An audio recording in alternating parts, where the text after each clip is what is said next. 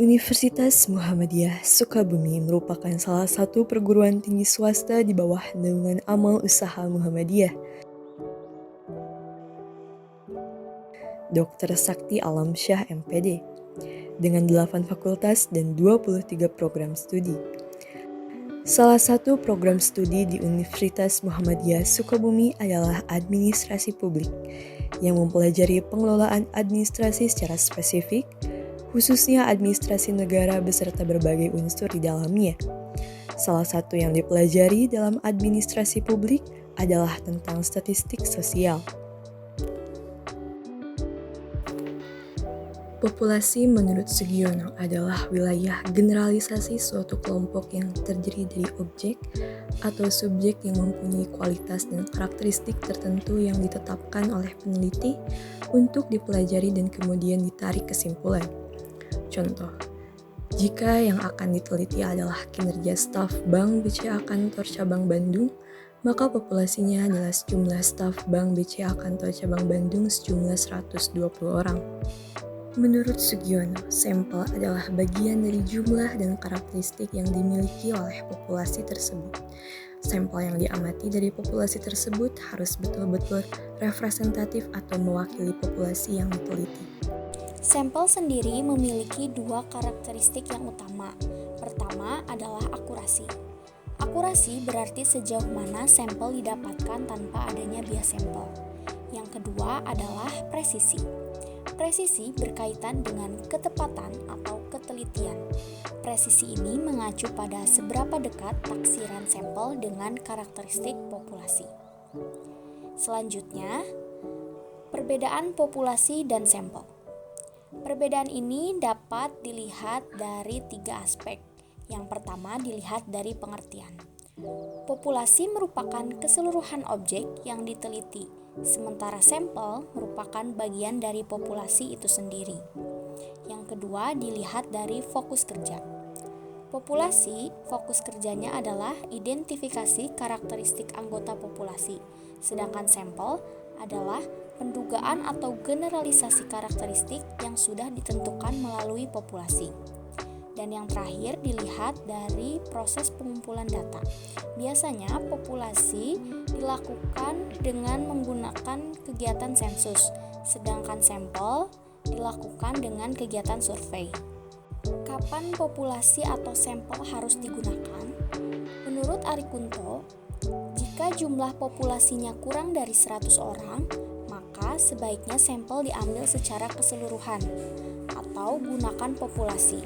Tetapi, jika populasinya lebih besar dari 100 orang, maka bisa diambil sampel 10 sampai dengan 15% atau 20 sampai 25% dari jumlah populasinya. Teknik sampling. Menurut Sugiono, teknik sampling merupakan teknik pengambilan sampel. Tujuan sampling adalah untuk mendapatkan sampel atau objek sampling yang benar-benar sesuai dan dapat menggambarkan populasi untuk dijadikan sebagai subjek penelitian. Jenis teknik sampling. Probability sampling atau random sampling adalah teknik pengambilan sampel yang memberi peluang atau kesempatan sama bagi setiap unsur atau anggota populasi untuk dipilih menjadi sampel. Dalam sampling ini, sampel diambil secara acak atau random. Terdapat 4 teknik yang dapat digunakan meliputi beberapa teknik. Yang pertama, simple random sampling merupakan jenis teknik pengambilan sampel yang dilakukan secara acak dengan cara sederhana melalui pengundian atau pendekatan bilangan acak. Yang kedua, systematic random sampling. Pengambilan sampel melalui model ini berarti menetapkan sampel awal secara acak, tetapi untuk sampel selanjutnya dipilih secara sistematis melalui cara dan pola tertentu. Pola umum dari pengambilan sampel teknik ini adalah melalui bilangan kelipatan dari jumlah anggota populasi yang akan diambil. Yang ketiga, stratified random sampling. Pengambilan sampel acak berstrata berarti melakukan penentuan sampel dengan menetapkan pengelompokan anggota populasi melalui kelompok tingkatan tertentu. Yang keempat, cluster sampling atau area sampling. Teknik sampling area digunakan untuk menentukan sampel jika objek yang akan diteliti sumber datanya sangat luas seperti penduduk dari suatu negara, provinsi, atau kabupaten. Untuk menentukan penduduk mana yang akan dijadikan sumber data, maka pengambilan sampelnya berdasarkan daerah populasi yang ditetapkan. Selanjutnya di non-probability sampling adalah teknik pengambilan sampel yang tidak memberi peluang atau kesempatan yang sama bagi setiap unsur atau anggota populasi untuk dipilih menjadi sampel. Biasanya digunakan untuk populasi yang besaran anggota populasinya belum atau tidak dapat ditentukan terlebih dahulu. Terdapat 6 teknik non-probability sampling, yakni yang pertama, sampling sistematis. Merupakan teknik pengambilan sampel berdasarkan urutan dari anggota populasi yang telah diberi nomor urut. Yang kedua, sampling kuota. Teknik ini menentukan sampel dari populasi yang mempunyai ciri-ciri tertentu hingga jumlah kuota yang diinginkan. Jumlah atau kuota dari sampelnya sudah lebih dulu ditentukan. Yang ketiga, ada sampling insidental.